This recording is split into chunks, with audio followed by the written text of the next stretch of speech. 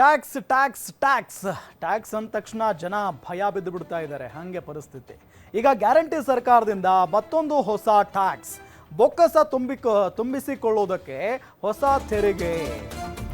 ಈಗ ಬೊಕ್ಕಸ ಖಾಲಿ ಆಗ್ತಾ ಇದೆ, ಗ್ಯಾರಂಟಿ ಯೋಜನೆಗಳಿಗೆ ಹಣ ಕೊಡ್ತಾ ಇದ್ದಾರೆ, ರಾಜ್ಯ ಸರ್ಕಾರದ ಬೊಕ್ಕಸದಲ್ಲಿ ಹಣನೇ ಇಲ್ಲ, ಚರ್ಚೆ ಜೋರಾಗಿದೆ. ಈಗ ಬೊಕ್ಕಸ ತುಂಬಿಸಿಕೊಳ್ಳುವುದಕ್ಕೆ ಹೊಸ ತೆರಿಗೆ ಅಂತೆ. ದೇಶದಲ್ಲಿ ಎಲ್ಲೂ ಇಲ್ಲದ ವಿನೂತನ ರೀತಿಯ ಟ್ಯಾಕ್ಸ್ ಸಂಗ್ರಹ. ಸದ್ದಿಲ್ಲದೆ ಶಾಕ್ ಕೊಡೋಕೆ ಮುಂದಾಯ್ತಾ ಹಾಗಾದ್ರೆ ಸಿದ್ದರಾಮಯ್ಯನವರ ಸರ್ಕಾರ? ಮೊದಲ ಬಾರಿಗೆ ಬೆಂಗಳೂರಿನಲ್ಲಿ ಪ್ರಸ್ತಾಪವಾಗಿದೆ ದಟ್ಟಣೆಯ ಶುಲ್ಕ. ಸಂಚಾರ ದಟ್ಟಣೆ ಕಡಿಮೆ ಮಾಡುವುದಕ್ಕೆ ಅಂತ ಹೊಸ ಬಗೆಯ ತೆರಿಗೆ. ಈ ಹಿಂದೆಯೂ ಈ ಬಗೆಯ ತೆರಿಗೆಯ ಪ್ರಸ್ತಾಪ ಆಗಿತ್ತು. 2023ರಲ್ಲಿ ಈ ಬಗ್ಗೆ ಗ್ಯಾರಂಟಿ ಸರ್ಕಾರ ಪ್ರಸ್ತಾಪ ಮಾಡಿತ್ತು. ಔಟರ್ ರಿಂಗ್ ರೋಡ್ನಲ್ಲಿ ಹೆಚ್ಚಿರುವ ಸಂಚಾರ ದಟ್ಟಣೆ ಸಿಕ್ಕಾಪಟ್ಟೆ ಇದೆ. ಅಲ್ಲಿ ಕೇವಲ ORR ಮಾತ್ರ ವಿನೂತನ ಬಗೆಯ ಟ್ಯಾಕ್ಸ್ ಹಾಕೋ ಪ್ಲಾನ್ ಇದೆ. ಸಂಚಾರ ದಟ್ಟಣೆ ಕಡಿಮೆ ಮಾಡೋದಕ್ಕೆ ಕಂಜೆಷನ್ ಟ್ಯಾಕ್ಸ್ ಜಾರಿ. ಈಗಾಗಲೇ GBA ಸಲಹೆಗಾರ RK ಮಿಶ್ರಾ ಈ ಬಗ್ಗೆ ಪ್ರಸ್ತಾಪಿಸಿದ್ದಾರೆ. ಇತ್ತೀಚೆಗೆ CS ನೇತೃತ್ವದಲ್ಲಿ ನಡೆದಂತಹ ಸಭೆಯಲ್ಲಿ ಪ್ರಸ್ತಾಪ ಕೂಡ ಆಗಿದೆ. IT ಕಂಪನಿಗಳಿಗೆ ಟ್ರಾಫಿಕ್ ಬಿಸಿ ತಪ್ಪಿಸೋದಕ್ಕೆ ಈ ರೀತಿಯಾದಂಥ ಪ್ಲಾನ್ ಮಾಡಿದ್ದಾರೆ. ORR ರಸ್ತೆ ಟ್ರಾಫಿಕ್ ಕಡಿಮೆ ಮಾಡೋದಕ್ಕೆ RK ಮಿಶ್ರಾ ಅಧ್ಯಯನ ವರದಿ ಸಲ್ಲಿಕೆಯಾಗಿದೆ. ಲಂಡನ್, ಸಿಂಗಾಪುರ ಮಾದರಿಯಲ್ಲಿ ಈ ರೀತಿಯ ತೆರಿಗೆ ಜಾರಿಯಲ್ಲಿದೆ.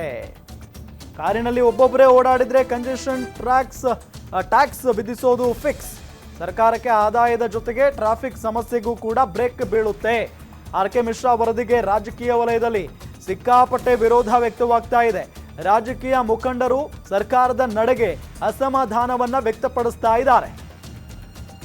ಅಂದ್ರೆ ಸರ್ಕಾರ ಏನೇ ಒಂದು ಯೋಜನೆ, ಏನೇ ಒಂದು ನಿರ್ಧಾರ ತೆಗೆದುಕೊಂಡ್ರೂ ಕೂಡ ಅದಕ್ಕೆ ರಾಜಕೀಯವಾಗಿ ಮತ್ತು ಸಾರ್ವಜನಿಕವಾಗಿ ವಿರೋಧ ಇದ್ದೇ ಇರುತ್ತೆ. ಅದೆಂಥದ್ದೇ ಆದರೂ ಕೂಡ ವಿರೋಧ ಇದ್ದೇ ಇರುತ್ತೆ. ಈಗ ಮೊನ್ನೆ ಏನಾಯಿತು, ಟ್ರಾಫಿಕ್ ಕಿರಿಕಿರಿ ಜೊತೆಗೆ ಈ ರಸ್ತೆಗಳು ಸರಿ ಇಲ್ಲದೆ ಇರೋ ಕಾರಣವನ್ನ ಮುಂದಿಟ್ಟು ಹಲವು ಉದ್ಯಮಿಗಳು ನಾವು ಬೆಂಗಳೂರಿನಲ್ಲಿ ಇರಲ್ಲ, ಬೆಂಗಳೂರನ್ನ ನಮ್ಮ ಅಂದರೆ ಬೆಂಗಳೂರಿನಲ್ಲಿರುವಂಥ ನಮ್ಮ ಕಂಪನಿಗಳನ್ನು ಬೇರೆ ರಾಜ್ಯಗಳಿಗೆ ಶಿಫ್ಟ್ ಮಾಡ್ತೀವಿ ಅನ್ನೋ ನಿಟ್ಟಿನಲ್ಲಿ ಹೇಳಿದರು. ರಸ್ತೆ ಸರಿ ಮಾಡದೆ ಹೋದರೆ, ಈ ಟ್ರಾಫಿಕ್ ಸಮಸ್ಯೆ ಸರಿ ಹೋಗದೆ ಹೋದರೆ ಅಂತ ಹೇಳಿ. ಅದರಂತೆ ಈಗ ಆ ಟ್ರಾಫಿಕ್ ಕಿರಿಕಿರಿಯನ್ನು ತಪ್ಪಿಸೋ ಸಲುವಾಗಿ ಸಿದ್ದರಾಮಯ್ಯನವರ ಸರ್ಕಾರ ಈ ರೀತಿಯಾದಂಥ ಟ್ಯಾಕ್ಸ್ ಪ್ಲಾನ್ ಮಾಡಿಕೊಂಡಿದೆ ಅಂತ ಹೇಳಲಾಗ್ತಾ ಇದೆ. ಅಂದರೆ ನಮ್ಮ ದೇಶದಲ್ಲಿ ಎಲ್ಲೂ ಇಲ್ಲ ಈ ಒಂದು ರೀತಿಯಾದಂಥ ಟ್ಯಾಕ್ಸ್ ಸಂಗ್ರಹ. ದೇಶದಲ್ಲಿ ಎಲ್ಲೂ ಇಲ್ಲದ ವಿನೂತನ ರೀತಿಯ ಟ್ಯಾಕ್ಸ್ ಸಂಗ್ರಹಕ್ಕೆ ಸಿದ್ದರಾಮಯ್ಯ ಸರ್ಕಾರ ಮುಂದಾಯ್ತಾ ಅನ್ನೋ ಪ್ರಶ್ನೆ ಇಲ್ಲಿ ಬಂದಿರೋದು. ಮೊದಲ ಬಾರಿಗೆ ಬೆಂಗಳೂರಿನಲ್ಲಿ ಪ್ರಸ್ತಾಪ ಆಗ್ತಾ ಇದೆ ಈ ಒಂದು ದಟ್ಟಣೆಯ ಶುಲ್ಕ. CS ಜೊತೆಗಿನ ಸಭೆಯಲ್ಲಿ ಚರ್ಚೆ ಆಗಿದ್ದೇನೋ. ಮುಖ್ಯ ಕಾರ್ಯದರ್ಶಿ ನೇತೃತ್ವದಲ್ಲಿ ನಡೆದಿತ್ತು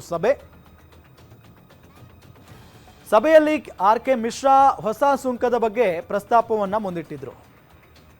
RK ಮಿಶ್ರಾ ಅವರಿಂದ ಸರ್ಕಾರಕ್ಕೆ ಅಧ್ಯಯನ ವರದಿ ಸಲ್ಲಿಕೆ ಕೂಡ ಆಗಿದೆ. ಈಗಾಗಲೇ ಕಾರ್ ಪೂಲಿಂಗ್ ಬಗ್ಗೆಯೂ ಕೂಡ ಸಭೆಯಲ್ಲಿ ಪ್ರಸ್ತಾಪ ಆಗಿದೆ. ಸಂಚಾರ ದಟ್ಟಣೆ ಹೆಚ್ಚಿರುವಂಥ ಏರಿಯಾಗಳಲ್ಲಿ ವಿಧಿಸುವಂಥ ತೆರಿಗೆ ಇದು. ಟ್ರಾಫಿಕ್ ಇರುವಂಥ ಏರಿಯಾಗೆ ವಾಹನ ಎಂಟ್ರಿ ಆದರೆ ಶುಲ್ಕವನ್ನು ಕಟ್ಟಬೇಕಾಗುತ್ತೆ. ಜನರು ಖಾಸಗಿ ವಾಹನ ಬಿಟ್ಟು ಸಾರ್ವಜನಿಕ ವಾಹನ ಬಳಕೆಗೆ ಉತ್ತೇಜನ ನೀಡಿದಂಗಾಗುತ್ತೆ. ಕಾರಿನಲ್ಲಿ ಒಬ್ಬೊಬ್ಬರೇ ಟ್ರಾಫಿಕ್ ಇರೋ ರಸ್ತೆಗೆ ಎಂಟ್ರಿ ಆದರೆ ಟ್ಯಾಕ್ಸನ್ನು ಕಟ್ಟಲೇಬೇಕು. ಫಾಸ್ಟ್ಯಾಗ್ ಮೂಲಕ ಟ್ಯಾಕ್ಸ್ ಹಣ ಕಡಿತ ಮಾಡುವಂಥ ವ್ಯವಸ್ಥೆ ಇದು. ಸಂಚಾರ ದಟ್ಟಣೆ ಹೆಚ್ಚಿರುವಂಥ ಏರಿಯಾಗಳಲ್ಲಿ ವಿಧಿಸುವಂಥ ತೆರಿಗೆ ಅಂದರೆ ಭಾಳ ಸ್ಪಷ್ಟ. ಈಗ ಏನಾಗ್ತಾ ಇದೆ ಬೆಂಗಳೂರಿನಲ್ಲಿ ಅಂತ ಅಂದರೆ ಪ್ರತಿಯೊಬ್ಬರ ಮನೆಯಲ್ಲೂ ಕೂಡ ಕಾರ್ಗಳನ್ನು ಯೂಸ್ ಮಾಡ್ತಾ ಇದ್ದಾರೆ.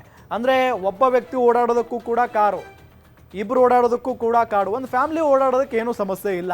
ಆದರೆ ಒಬ್ಬೊಬ್ಬರೇ ಓಡಾಡ್ತಾರೆ ಅಂತ ಅಂದರೆ ಇದರಿಂದ ಏನಾಗ್ತಾ ಇದೆ, ಸಿಕ್ಕಾಪಟ್ಟೆ ಟ್ರಾಫಿಕ್ ಉಂಟಾಗ್ತಾ ಇದೆ.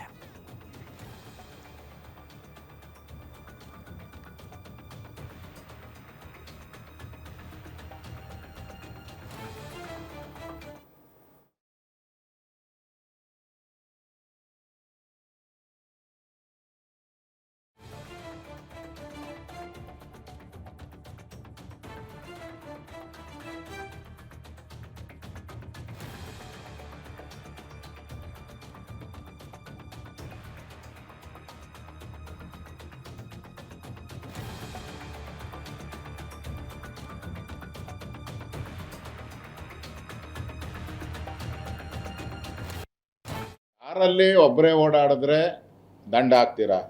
ಓಕೆ, ಆಯಿತು.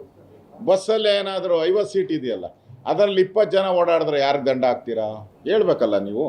ಬಸ್ ಯಾರ್ದು? ಸರ್ಕಾರದ್ದು. ಈಗ ಮಂತ್ರಿಗಳೆಲ್ಲ ಒಬ್ಬೊಬ್ಬರೇ ಓಡಾಡ್ತಾರಲ್ಲ, ಅವ್ರಿಗೆ ಎಷ್ಟು ದಂಡ ಹಾಕ್ತೀರಾ?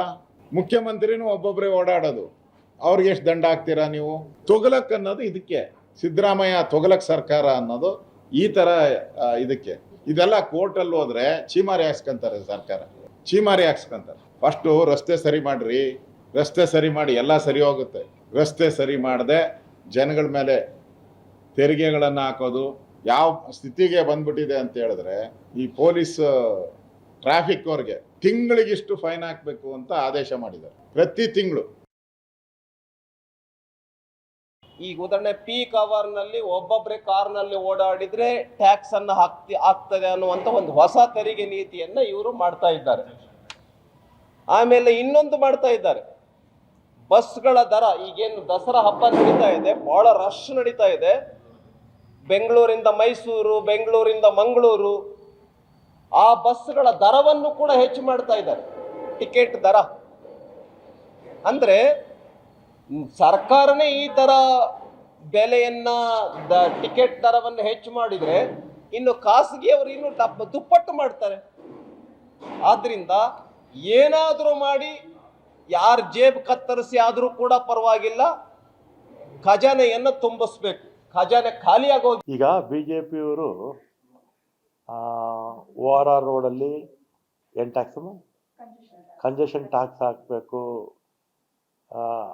ಯಾಕೆ ಹಾಕ್ತಾ ಇದ್ದಾರೆ ಅಂತ ಹೇಳಿದ್ರೆ ಸರ್ಕಾರಿ ದಿವಾಳಿ ಆಗಿದೆ ಅಂತೇಳಿ ಬಿಜೆಪಿಯವರು ಹೇಳ್ತಾರೆ. ಯಾರ್ಯಾರು ಹೇಳಿದ್ರು?